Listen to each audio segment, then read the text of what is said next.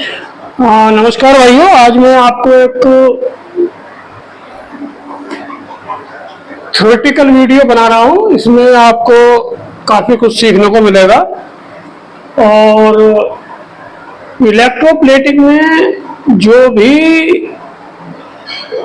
Main factor होते हैं starting से, जैसे किसी आदमी को बिल्कुल स्टार्टिंग से जो कुछ नहीं जानता है उसको इलेक्ट्रोप्लेटिंग सीखनी है, या उसमें कोई स्टूडेंट है वो इलेक्ट्रोप्लेटिंग के बारे में जानना चाहता है, सीखना चाहता है, तो उसके लिए ये वीडियो है और उसके लिए हेल्पफुल रहेगी। मैं बिल्कुल स्टार्टिंग से शुरू कर रहा हूँ, ये मेरा पहला सेशन है।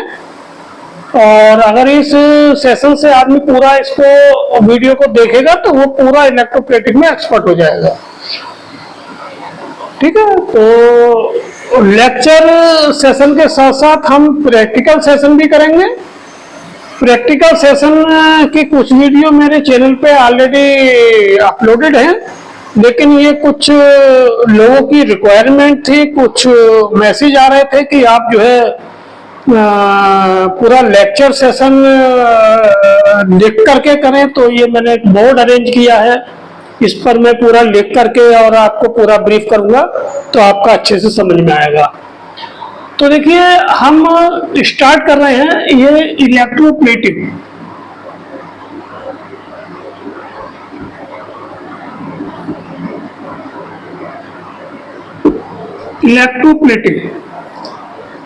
इलेक्ट्रोप्लेटिंग जो होती है, जैसा कि इसके नाम से ही हो रहा है कि करंट के साथ प्लेटिंग। तो प्लेटिंग का हो गया प्लेट चढ़ाना, एक लेयर चढ़ाना किसी भी चीज के ऊपर। तो इलेक्ट्रोप्लेटिंग का मतलब होता है एक करंट के साथ परत चढ़ाना।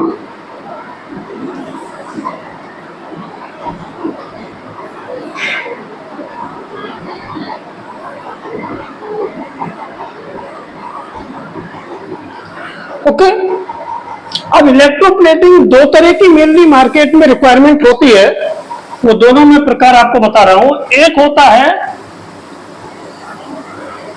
फंक्शनल प्लेटिंग, दूसरा होता है डेकोरेटिव।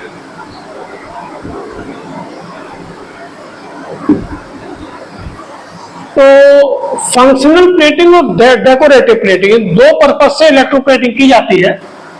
तो फंक्शनल प्लेटिंग हम किसको कहते हैं और डेकोरेटिव प्लेटिंग किसको कहते हैं, ये मैं आपको फर्क बता रहा हूं दोनों में। जो फंक्शनल प्लेटिंग होती है वो ऑटोमोबाइल इंडस्ट्री में, इलेक्ट्रॉनिक्स में, इस तरह की जो इंडस्ट्री होती है, ऑटोमोबाइल है, इलेक्ट्रॉनिक्स है या एविएशन है,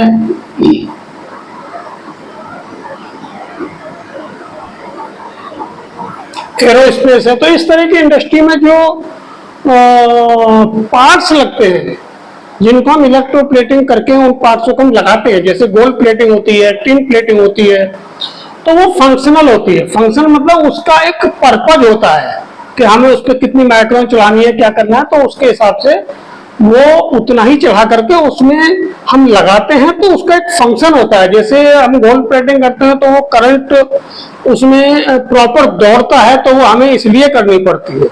ठीक है, तो उसका एक फंक्शन होता है, तो उसको फंक्शनल प्लेटिंग कहते हैं। सेकेंडली होता है डेकोरेटिव प्लेटिंग। डेकोरेटिव प्लेटिंग का मतलब होता है कि किसी चीज को केवल सजाने के लिए हम प्लेटिंग करते हैं। सजाने के लिए प्लेटिंग का मतलब सबसे मेनली आता है ज्वेलरी। ज्वेलरी के अलावा जो हमारे ड्राइंग रूम में कुछ 100 पीसेस होते हैं उनके ऊपर होती है।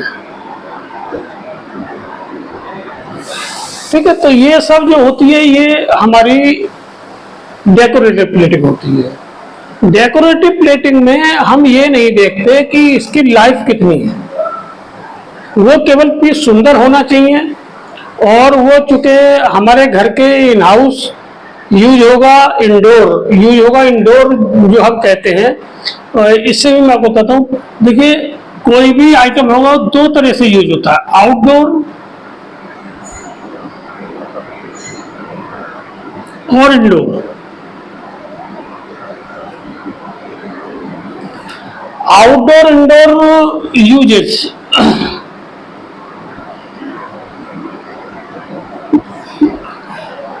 तो यूजेज में क्या होता है कि इंडोर इंडोर उसको कहते हैं कि किसी आइटम को हम घर के अंदर हम रखते हैं, जैसे ड्राइंग रूम में रखते हैं, टेबल पर रखते हैं, जो शो पीस होते हैं उसको हम इंडोर में रखने के लिए इंडोर यूजेज बोलते हैं। ठीक है,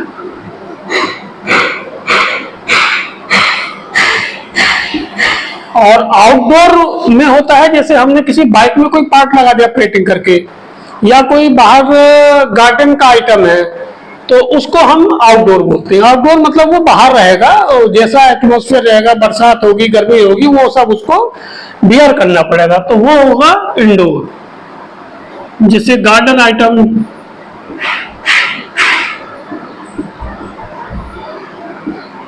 और बाइक्स,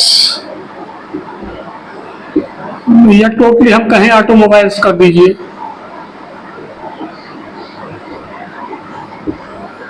तो ये पूरा आउटडोर का है, ये इंडोर का है। इंडोर में हमारे बहुत से और भी आइटम आते हैं, जैसे फ्रिज है, टेलीविजन है, कुछ इस तरह की चीजों के ऊपर भी अगर प्लेटिंग की हुई होती है तो वो भी सब इंडोर में आएगा। तो ये कैटेगरी होगी आइटम यूज हम कहाँ करते हैं। ये सब चीजें जब हम प्लेटिंग करते हैं तो उस समय हमें देखनी होती है। अब हम आते हैं कि अगर हम आउटडोर के लिए हम प्लेटिंग कर रहे हैं तो हमें वो प्लेटिंग थोड़ी स्टेबल चाहिए होती है। स्टेबल मीन्स अगर हम बाहर कोई पीस रख रहे हैं गार्डन में या बाइक में कोई पार्ट लग रहा है तो उसकी लाइफ एक प्रॉपर होनी चाहिए, तो वो प्लेटिंग बिल्कुल अलग तरह की होती है। जैसे उस पर माइक्रोन जो डिसाइड करना होता है कि इतने माइक्रोन हमें इसके ऊपर चाहिए, प्लस उसके ऊपर जो प्लेटिंग की कोटिंग होती है उस कोटिंग को बाद में प्रोटेक्ट करने के लिए कुछ अलग से कोटिंग की जाती है, उस तरह की कोटिंग की जाती है, वो सब आउटडोर में और फंक्शनल प्लेटिंग में ओके दोनों में हमें करनी पड़ेगी, अदरवाइज ये पीस जल्दी से खराब हो जाते हैं। तो इसमें जो है प्रोटेक्टिव कोटिंग,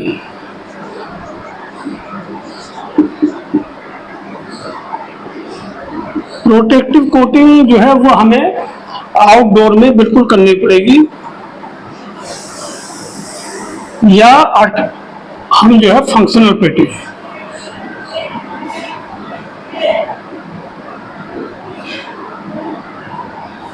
ये हमें करनी पड़ेगी। और अगर हम डेकोरेटिव पीस की बात करें जो इंडोर में अगर हम बात कर रहे हैं तो उस पर अगर हम प्रोटेक्टिव कोटिंग ना भी करें तो वो चलेगा, कोई प्रॉब्लम नहीं है, क्योंकि वो इंडोर में ही है ना, उसको हवा पानी सब वो एकदम कमरे में बंद रहना है तो उसमें वो चल सकता है। ओके, ज्वेलरी जो है वो आउटडोर इंडोर दोनों में आती है, क्योंकि वो आदमी गले में पहनता है, गले में पहनने से पसीना आएगा, उस पर डर्ट आएगी और बात के समय साबुन भी लगेगा, सारा कुछ लगेगा, तो वो जो है कॉमन में आएगा। अगर उतार के रख दिया घर में तो वो एक तरह से इंडोर हो गया और गले में पहन लिया तो आउटडोर हो गया। तो इसलिए ज्वेलरी के ऊपर भी आपको प्रोटेक्टिव कोटिंग करनी पड़ेगी।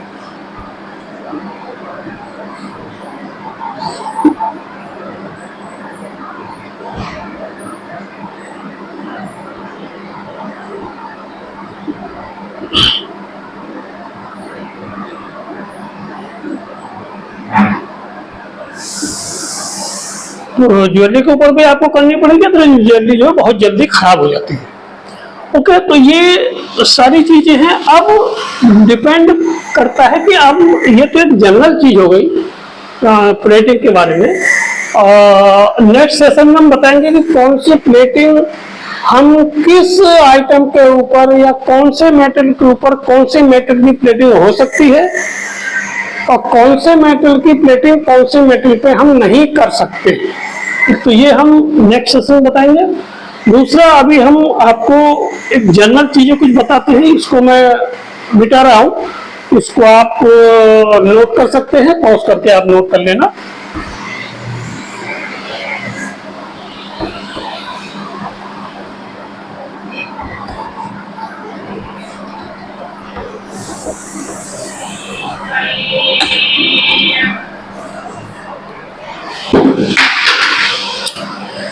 ठीक है, अब इसमें क्या है, कोई भी प्लेटिंग के लिए एक फैक्टर होता है कि भाई हम अच्छे से अच्छी प्लेटिंग कैसे करें।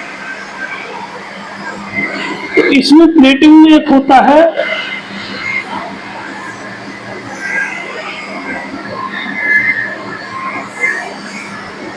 प्री ट्रीटमेंट, दूसरा होता है पोस्ट ट्रीटमेंट।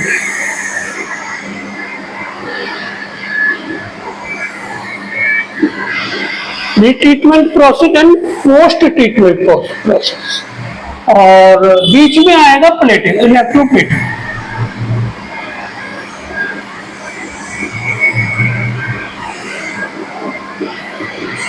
इलेक्ट्रोप्लेटिंग मतलब पहले आपका प्री ट्रीटमेंट होगा किसी भी मेटल का प्रॉपर से, उसके बाद हम इलेक्ट्रोप्लेटिंग करेंगे एंड देन हम जो है इसको पोस्ट ट्रीटमेंट भी करेंगे। वो आफ्टर प्लेटिंग ट्रीटमेंट और पोस्ट ट्रीटमेंट एक ही चीज है। तो जब तक ये ट्रीटमेंट आप प्रॉपर नहीं करेंगे तब तक आपकी जो प्लेटिंग है वो टिकाऊ और अच्छी क्वालिटी की नहीं हो सकती। ठीक है, अब प्री ट्रीटमेंट में क्या क्या आता है? प्री ट्रीटमेंट में अलग अलग मेटल का अलग अलग प्रोसेस होता है।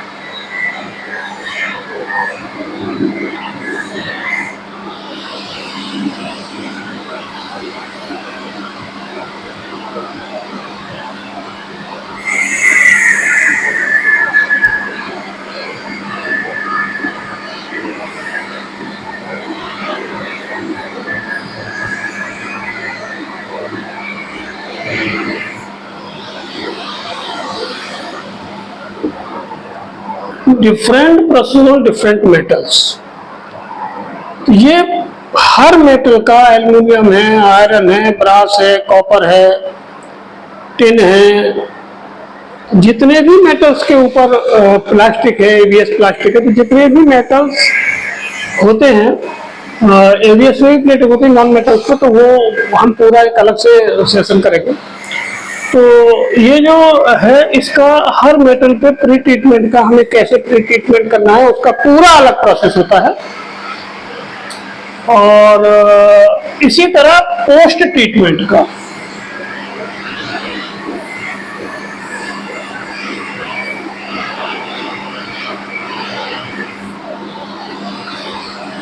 इसी तरह पोस्ट ट्रीटमेंट का है। पोस्ट ट्रीटमेंट में भी डिफरेंट प्लेटिंग्स पर डिफरेंट तरह के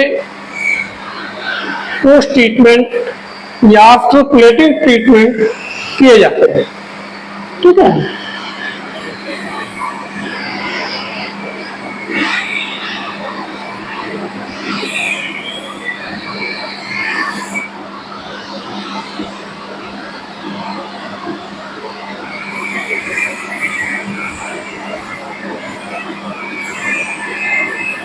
डिफरेंट कोटिंग, जो भी हम कोटिंग करेंगे, जैसे सिल्वर गेम कर रहे हैं तो उसके लिए अलग पोस्ट ट्रीटमेंट होगा, अगर कॉपर की कर रहे हैं तो उसके अलग पोस्ट ट्रीटमेंट होगा, अगर हम ब्रास की कर रहे हैं तो उसके लिए अलग पोस्ट ट्रीटमेंट होगा, निकल की कर रहे हैं तो उसके अलग होगा। तो इस तरह से ये पोस्ट ट्रीटमेंट अलग होता है। तो ये दोनों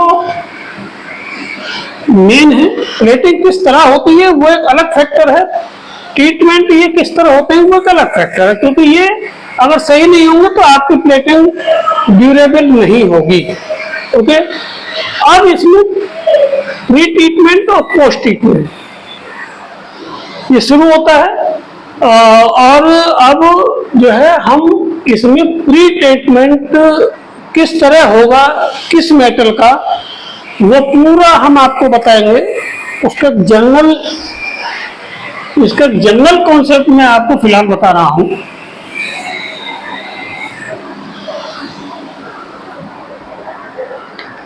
इसमें आपने देखा होगा क्लीनिंग।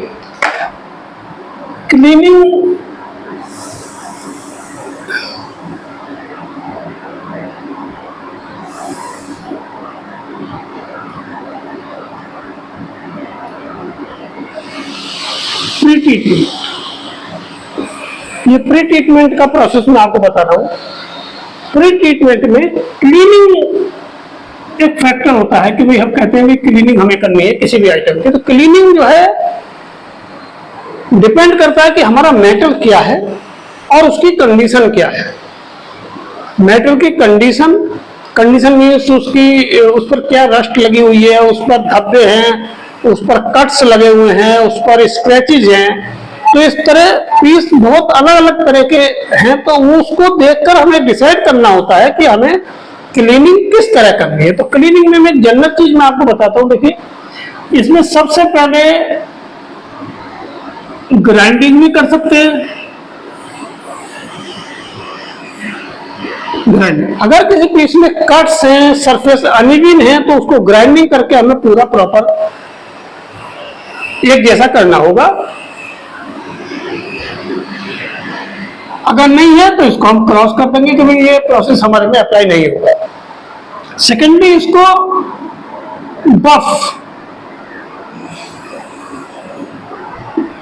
बफिंग, ग्राइंडिंग के बाद में ग्राइंडिंग का भी एक प्रोसेसर होता है। पहले इसको 120 नंबर की एमरी होती है, 400 नंबर की एमरी होती है, 600 नंबर की एमरी होती है। ये नंबर है, इस नंबर की एक ग्रेन्स आते हैं और व्हील आते हैं जिससे पीस को घिसते हैं। जितना मोटा साइज होगा उतना ज्यादा मोटा लाइने पड़ेगा घिसाई में, जितना बारीक होगा उतना कम बारीक लाइने पड़ेगा। तो ये हम 400 या 600 से पहले इससे नंबर 1 पर, नंबर 2 पर, नंबर 3 पर इसको स्मूथ करेंगे। स्मूथ करने के बाद बफिंग, कपड़े का एक बफ होगा, इससे इसको पॉलिश करेंगे, पीस पूरा एक जैसा हो जाएगा। ठीक है, इसके बाद में नंबर 3 पर आएगा केमिकल प्रोसेस। केमिकल प्रोसेस में डिग्रीजिंग,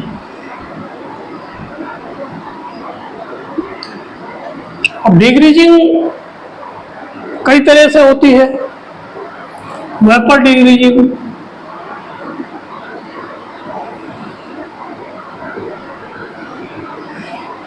वेपर डिग्रीजिंग,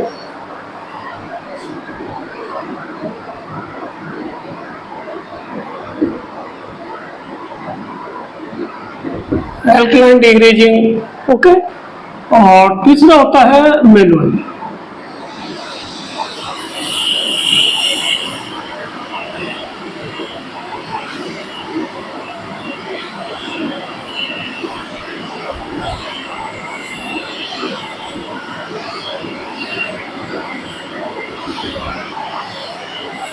सॉफ्ट क्लॉथ, जैसे फ्लालैन क्लॉथ होता है, उससे हम पीस को साफ कर देते हैं, वो मैनुअल हो गया। एल्कलाइन डिग्रीजिंग हो गई कि एक केमिकल बनाते हैं जो एल्कलाइन होता है, उसमें डिप कर देते हैं पीस को, एक लिमिट उसका पैरामीटर होता है, वो आगे बताएंगे। और वेपर डिग्रीजिंग जो होता है वो TEC होता है, वो पूरा एक मशीन आती है, उसके अंदर हम पीस को डालते हैं, वो पीस को डिग्रीज कर देता है। इसका मतलब होता है कि ऑयल फ्री सरफेस हो जाता है।